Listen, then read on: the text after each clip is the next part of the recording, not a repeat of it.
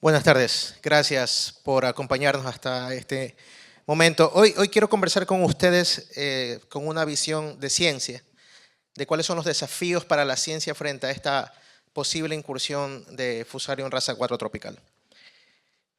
Quiero iniciar mencionando que Fusarium es un enemigo no tan viejo, quizás no muy bien conocido o poco conocido, porque ya Ecuador se enfrentó o nos enfrentamos a Fusarium hace algunos años atrás. 50, 45 años atrás recordarán que teníamos la variedad Gros Michel, la cual por el embate de la raza 1 prácticamente pereció. Lo que ustedes ven es un estudio que realizamos aproximadamente entre el 2012 y 2013, porque la pregunta era, ¿qué tenemos en Ecuador, en nuestros suelos bananeros?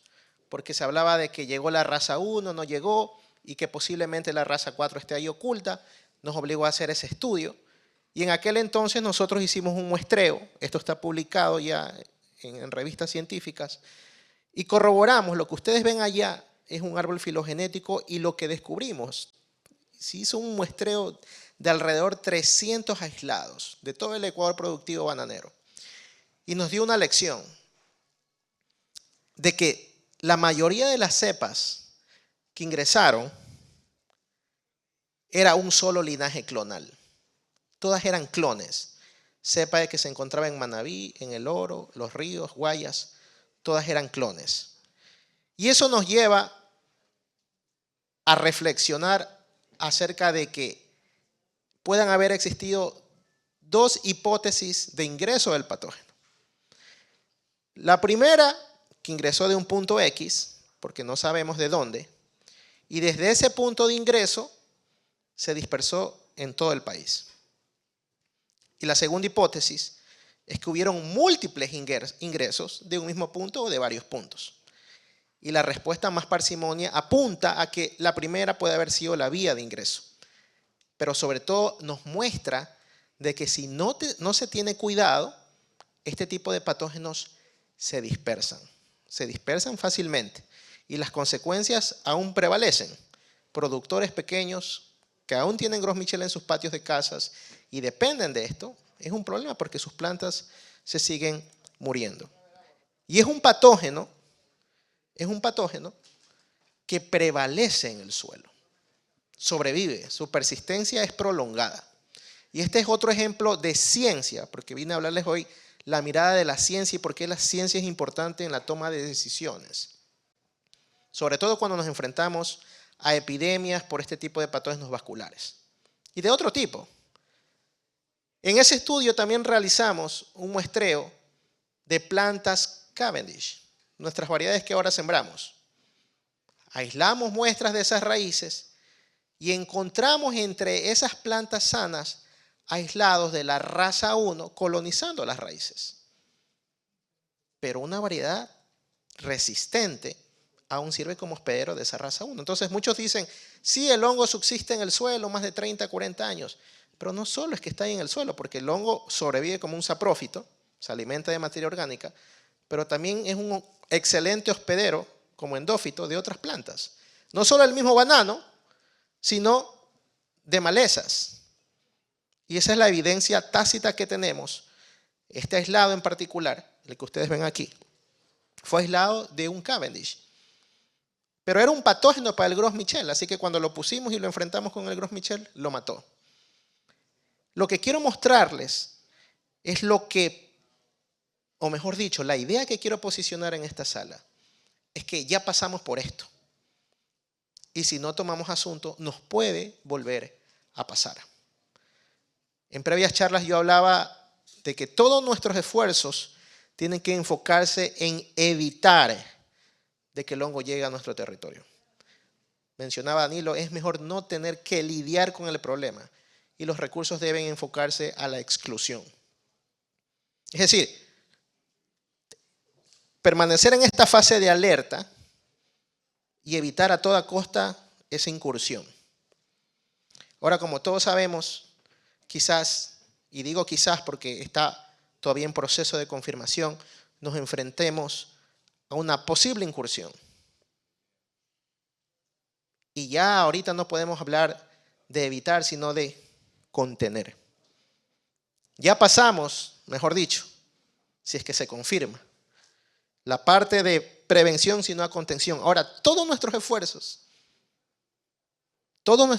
tienen que enfocarse en evitar que raza 4 se disperse del punto de incursión. Porque si no, ya sabemos en el siguiente Banana Time qué vamos a decir.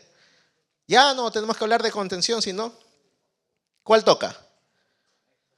Resiliencia, manejo. Es decir, no podemos permitirnos de que esos brotes, si es que se llegase a confirmar, suban. Porque el mensaje es claro. Fusarium destruye. A Fusarium no se lo puede erradicar. Es importantísimo. Desde SPOL nosotros tenemos una visión de que nuestra investigación y desarrollo tiene que tener un enfoque integral. Enfrentarnos a este tipo de patógenos tiene que ser integrado. No hay una sola solución. El segundo es que la bioseguridad es indispensable. No podemos olvidarnos de ello y ahí ustedes toman un rol predominante. Incrementar sus niveles de bioseguridad en su finca porque nadie va a cuidar su finca mejor que ustedes. Y el tercero es ubicarnos en tiempo y espacio. Reconocer que el suelo es el campo de batalla al cual tenemos que enfocarnos. Porque Fusarium es del suelo. Y ahí es donde tenemos que encontrarlo. Y ahí es donde tenemos que ganar esa batalla. Y ustedes se pueden preparar para esa batalla mejorando la supresividad de esos suelos con diferentes estrategias. Tenemos que recordar también de que las epidemias siempre son diferentes. Nunca se comportan igual. Y hay muchos factores que condicionan o modulan esos comportamientos. ¿Sí? Uno de ellos, y lo menciono, es que los sistemas de producción difieren en cada país. No es lo mismo lo que pasó en Colombia, la incursión en Colombia, lo que pasó en Perú, lo que pasó en Venezuela, de lo que puede ser en Ecuador. Porque los sistemas de producción son diferentes, los niveles socioeconómicos son diferentes, la dinámica de producción es diferente, etcétera, etcétera. Es decir, cada país tiene una realidad diferente. Y el llamado es que nosotros tenemos que buscar la manera para que en nuestra realidad las cuestiones de manejo, la búsqueda de soluciones funcione. Porque Fusarium no perdona. Entonces, tenemos que hacer lo posible para hacerlo bien. Y aquí viene mi primer punto. Siempre en el manejo de estos brotes epidémicos, brote o epidemia, ojalá que no lleguemos a ese punto, se deben de tomar decisiones asertivas, pero sobre todo técnicas, ¿sí? Basadas en ciencia. Y cuando hablo de ciencia me refiero a evidencia que se puede comprobar y es reproducible. Porque es lo mejor. En el Banana Time del año pasado, de Machala, yo terminaba con esta presentación. Y ahorita usted con inteligencia artificial crea estos escenarios bonitos, ¿no? Ahí está un camino con luz. Y decimos, ¿hacia dónde vamos como gremio? Alentándonos. Tenemos que unirnos porque se vienen problemas fuertes. Ya el moco nos está golpeando y nos sigue golpeando. Y mencionaba, ¿no? La investigación es el camino que guiará al sector hacia un florecimiento próspero y perdurable. Señores, si sembramos conocimiento, vamos a cosechar desarrollo. Así termina la charla, poniendo énfasis en que la investigación y desarrollo es la guía. El estudio que ustedes ven en pantalla fue un estudio que realizamos, uno de los primeros acercamientos con la Universidad de California en Berkeley, Estados Unidos. Cuando nos acercamos a ellos, el tema fue, ¿qué pasaría si esta enfermedad se sale de control en el mundo? Eso que ustedes observan es un gráfico de proyección. Y aquí viene la importancia de la ciencia, ¿no? Cómo estos modelos que nosotros creamos ayudan a explicar los comportamientos y nos avisoran de lo que puede pasar para que esas decisiones sean lo más acertado o acercado a la realidad. No digo que sea el comportamiento que se va a dar, porque a veces son hipótesis, modelamientos, y existe cierto grado de error. Pero adivinen qué, en este modelo que nosotros creamos, nosotros predecimos que la incursión en Ecuador ocurriría entre el 2024 y 2025. Y de confirmarse, el modelo nos está diciendo que tiene sentido lo que creamos.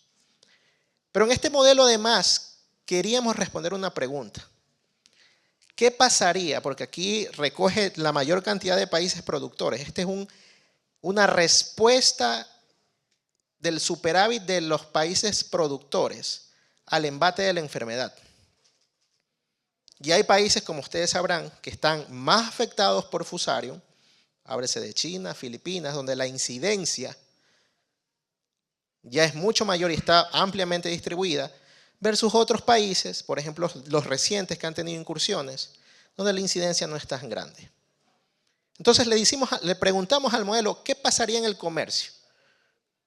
¿Qué efecto tendría si para el 2038 o quizás nunca se implemente una solución? Y cuando hablo de solución me refiero al tener disponible una variedad resistente.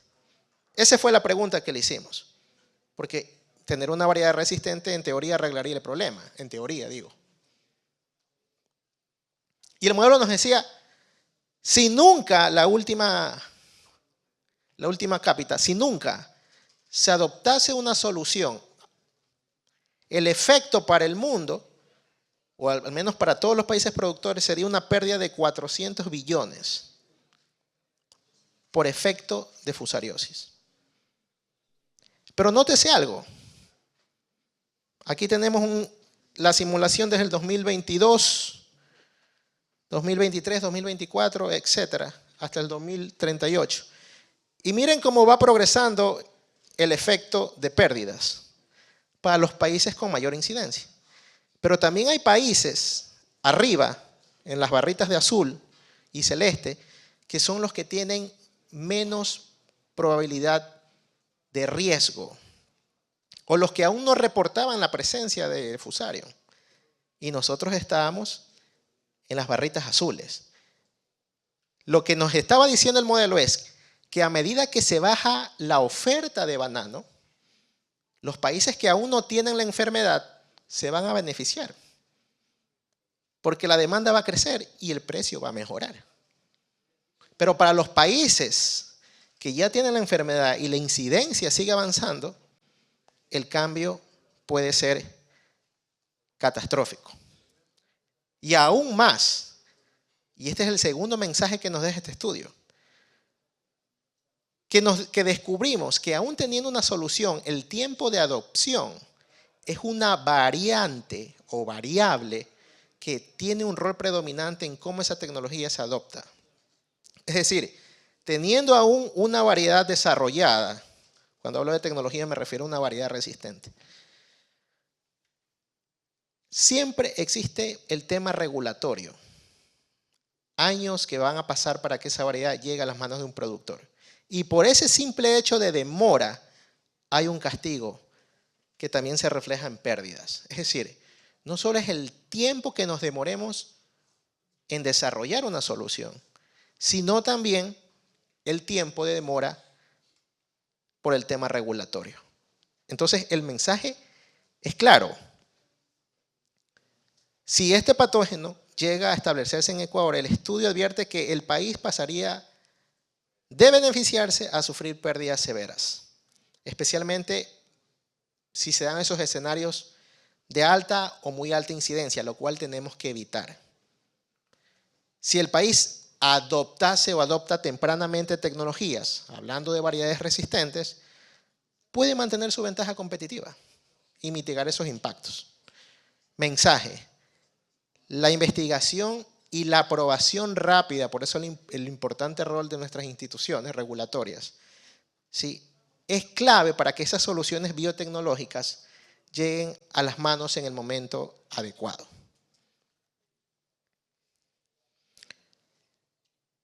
Nosotros hemos venido impulsando el tema tecnológico desde hace muchos años y quizás muchos no sepan de esto, pero hoy lo menciono, porque hemos visto que con estas dudas de incursión, con esta incertidumbre, muchos han hablado y mencionado de que la academia se permanece callada o la academia no ha hecho nada o la investigación no se ha dado en el país. SPOL desde el 2019 tuvo un acercamiento muy fuerte con la Universidad de California en Berkeley, buscando traer la tecnología de edición genética al Ecuador. Fuimos recibidos, ella es nuestra rectora, por el premio Nobel, Jennifer Doudna, la creadora de la edición genética en el mundo, los líderes en la edición genética. Todas las empresas licencian a Jennifer la tecnología de edición genética. Los científicos más avanzados en el mundo en el desarrollo de mejoras en variedades, no solo banano, maíz, trigo, yuca. De hecho, no habían trabajado en banano, por eso les llamó la atención y nos dijeron, trabajemos juntos. Y claro, siempre uno se inspira. Este fue un libro que cuando viajábamos al Berkeley lo compré y hablaba de Jennifer y en sus acápites decía unas líneas, ¿no? La edición genética puede ayudar a salvar el valioso Cavendish, porque es una tecnología que se ha demostrado de que sirve. Y teníamos un plan. Teníamos un plan. Ese era nuestro plan, escrito conjuntamente con el equipo del Premio Nobel. Primero, hacer un estudio económico. Y lo hicimos. Para decir al mundo, necesitamos acelerar este desarrollo. No solo para Ecuador, para el mundo. Y luego lo determinamos en fases, ¿no? Miren el monto inicial que necesitamos. $500,000 en la primera fase. Para hacerles el cuento corto, no pudimos como país llegar a ese monto. Y perdimos una oportunidad tremenda de trabajar en este tema. Y eso fue en el 2019, 20. La proyección de realización de este proyecto era de 5 o 6 años. Y ahorita estuviéramos hablando de plantas candidatas. Lastimosamente. Ahora, ¿por qué les menciono esto? Porque desde nuestra perspectiva, la investigación debe apoyarse. Debe desarrollarse. Debemos empoderarnos y creer que nosotros podemos hacerlo. Porque si no, alguien más lo va a hacer. Alguien más lo va a hacer y esa tecnología vamos a tener que pagarla. Sin duda. Es así de sencillo, ese es el mercado, así se comporta. Hay una empresa muy avanzada que está trabajando en edición genética, Tropic, creo que presentó en el Congreso. Tiene desarrollos muy avanzados en tema de edición genética. Ya han liberado, creo, o están en tema de registros, unas bananas que no se oxidan, pero demuestran que la tecnología sirve. Ahora, como SPOL, nosotros decidimos en no quedarnos ahí. SPOL financia un programa de investigación y hemos avanzado en el tema de creación de variedades resistentes, pero con otra tecnología, mutagénesis. La creación de mutantes con otra metodología. Aquí se crean mutaciones al azar en el genoma de los individuos. El tema es que necesitamos crear miles de individuos porque es un tema de aleatoriedad. Es como ganarse la lotería. Y una vez que tengamos un gran número de individuos, ¿sí? Ahí están mis científicos, porque tenemos que protegernos con este mutagénico. Evaluarlos. Ya tenemos clones sembrados, porque estamos viendo cómo afecta esa tecnología a la genética del banano, y ya estamos cosechando algunos de esos bananos. Ya tenemos algunas plantas candidatas y estamos soñando de decirle, ¿será que sirve como una nueva variedad? Esa en particular es un Cavendish, pero parece un orito. Pero es un Cavendish. Cáscara más fina, mayor dulzor. De aquí tenemos que llevarla ya a condiciones comerciales y evaluarla, a ver si a los productores les gusta, porque eso es lo determinante. Pero lo que nos interesa es ver si existe resistencia.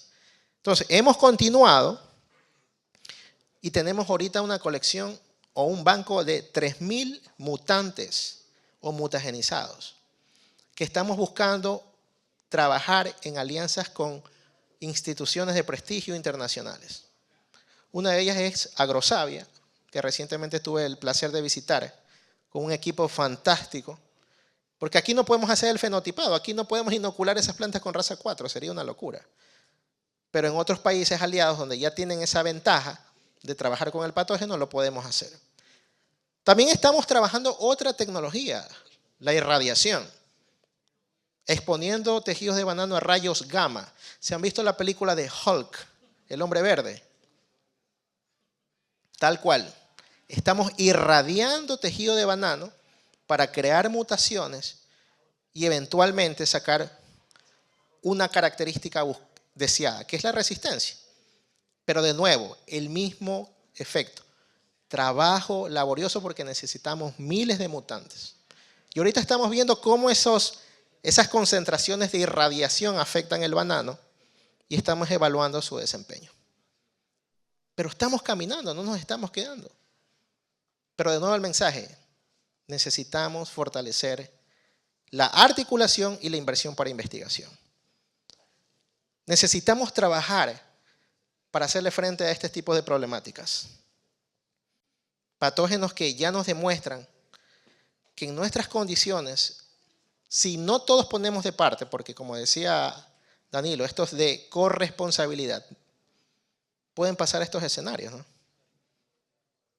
Escenarios que ya nos han demostrado de que pueden causar mucho daño. Ahora ya estamos valorizando cuánto nos cuesta erradicar una hectárea, cuánto dejamos de ganar por una hectárea y las pérdidas que se están dando. Vemos en los noticieros que ya hablan de esto. Ahorita estamos viendo las consecuencias de lo que fue y lo que no se hizo. En plátano, ahora todos pagamos un poquito más de ese plátano, ese bolón, ese tigrillo. Pero estamos asustados porque nos está golpeando fuerte en el banano. Entonces, quiero hacer una serie de reflexiones desde el punto de vista científico y tomando la analogía de una epidemia que nosotros ya vivimos. Pero partamos de esto.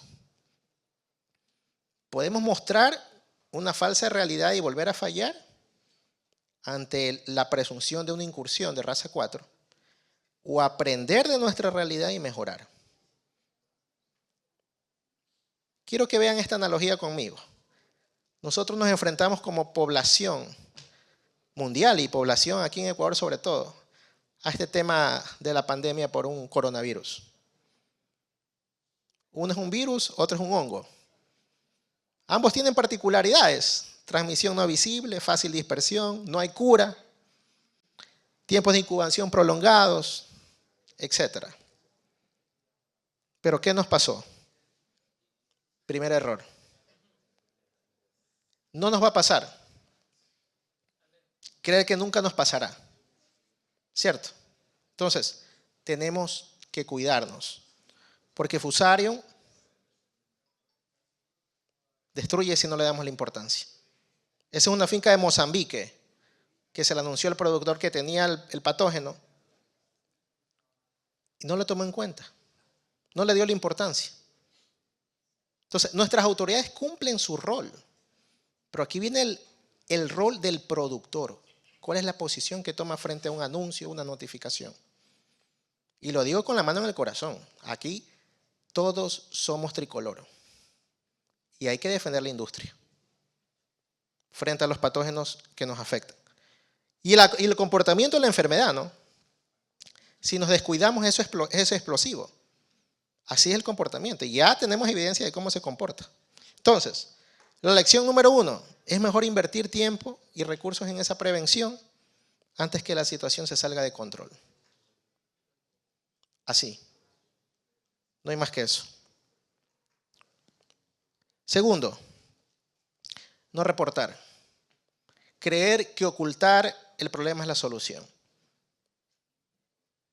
Y este es mi mensaje a ustedes, productores.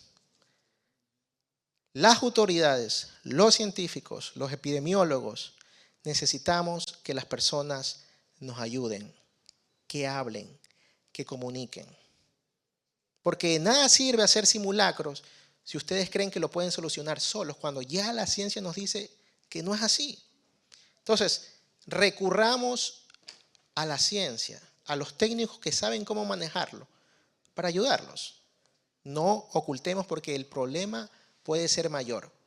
Hablaba Danilo de la vigilancia. Todos estamos involucrados, sobre todo ustedes que están en su finca. De nuevo, las consecuencias de no decirlo. Eso es lo que puede pasar. Creo que todos estamos familiarizados con las situaciones de enfermedad que a veces familiares o personas cercanas a nuestro círculo han pasado con cánceres. Y todos sabemos que al cáncer, mientras más rápido o temprano se lo detecta, mayor la probabilidad de vivir, porque se puede intervenir más rápido.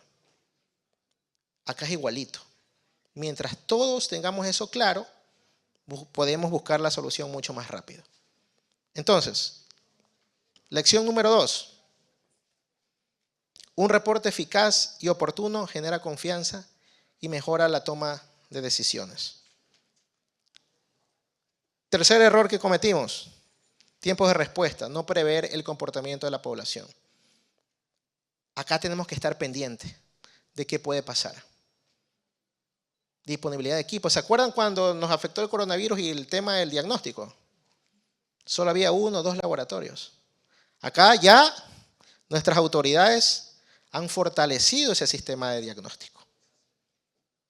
Aquí hay 3 instituciones que trabajan palmo a palmo, liderado por Agrocalidad, con un mismo objetivo. Y estoy seguro que se van a unir más instituciones. Para eso, para estar preparados. Porque el tema de diagnóstico es importante. Conocer ciertamente si hay incursiones o no. Porque no nos podemos equivocar. Aquí el diagnóstico tiene que ser robusto. Y creo que esos son los pasos que se están dando. Hemos visto presión mediática hablando de este tema. Pero si leen el protocolo de incursión, se habla de que hay que seguir unos pasos. Y eso es lo que se está haciendo, siguiendo unos pasos. Porque aquí no nos podemos equivocar. Tenemos que estar, y este es un ejemplo de lo que se hizo en Venezuela, del estudio publicado, de lo robusto que uno tiene que estar para decir ciertamente hay una incursión o no. Entonces, eso es lo que se tiene que hacer. Eso es lo que se tiene que hacer. Y conocer cómo puede ser el comportamiento de todos los productores, en el caso de que se confirme.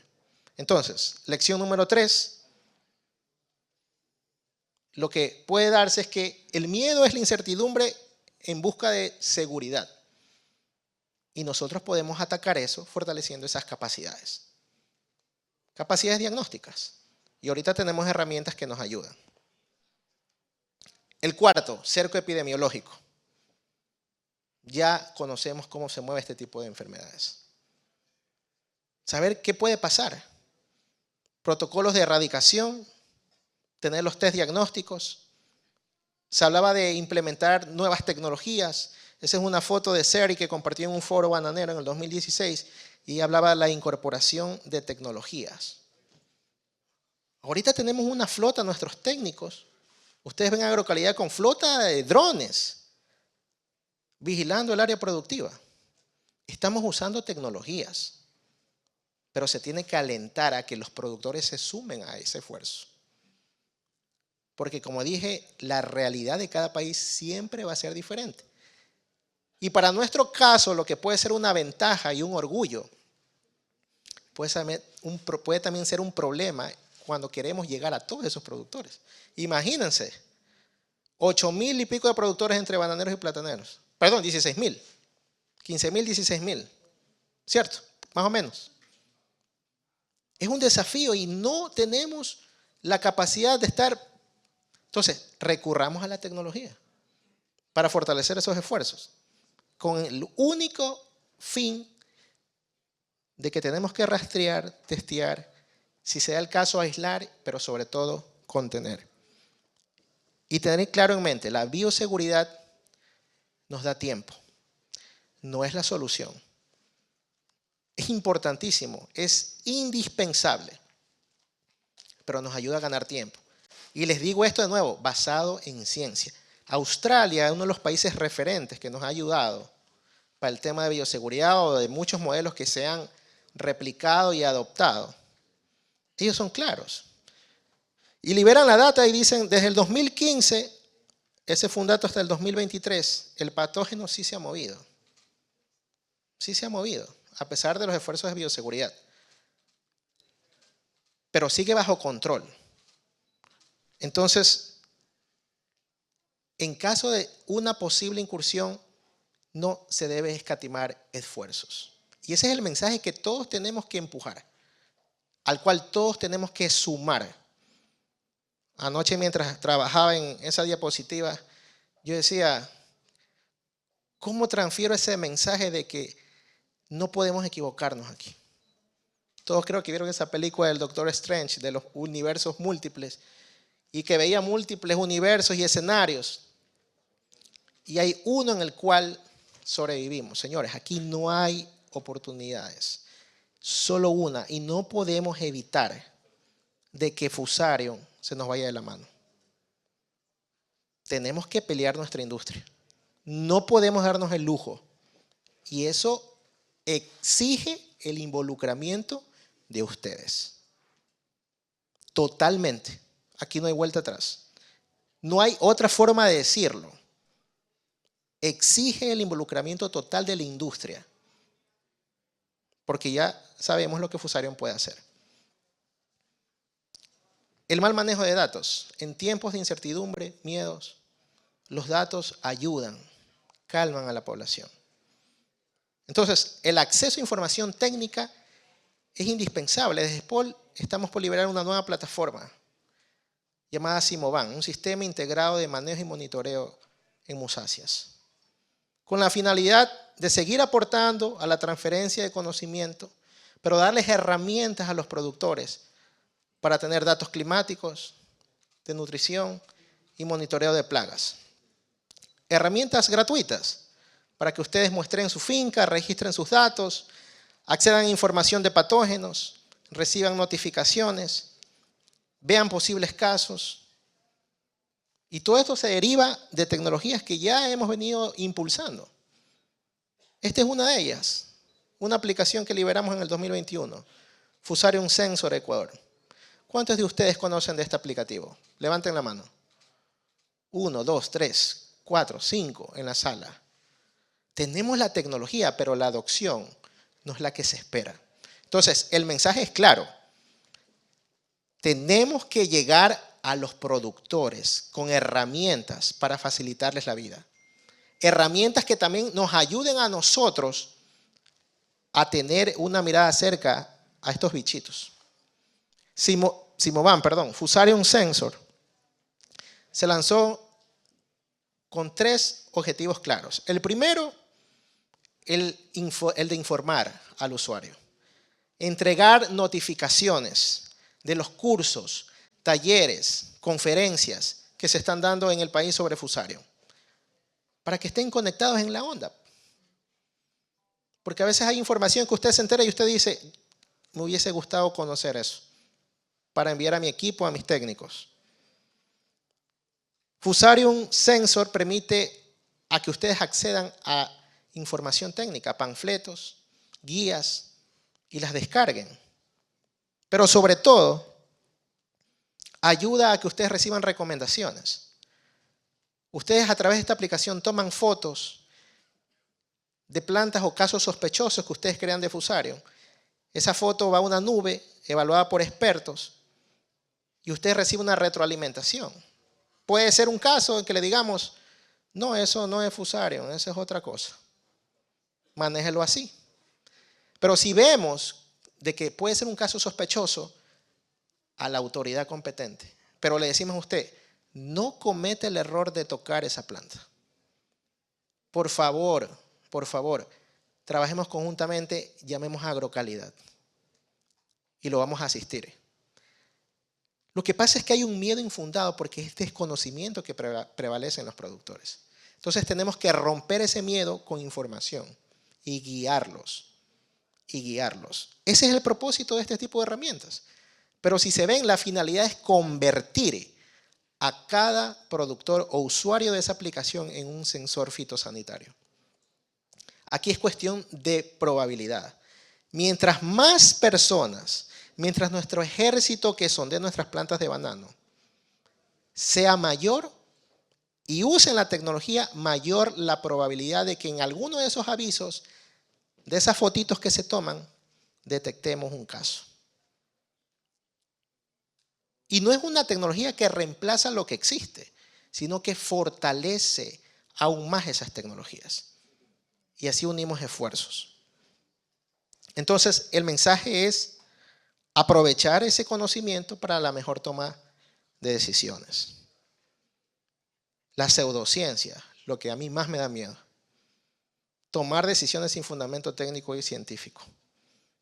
Y aquí viene el tema de productos que se van a ofrecer, soluciones mágicas, que hay que tener cuidado. ¿Se acuerdan lo que pasaba cuando nos embistió la pandemia? Como calles enteras ya las llenaban de cal y había afectaciones de vías respiratorias. Terrible. Entonces tenemos que ayudar y como nosotros tener un rol predominante en informar.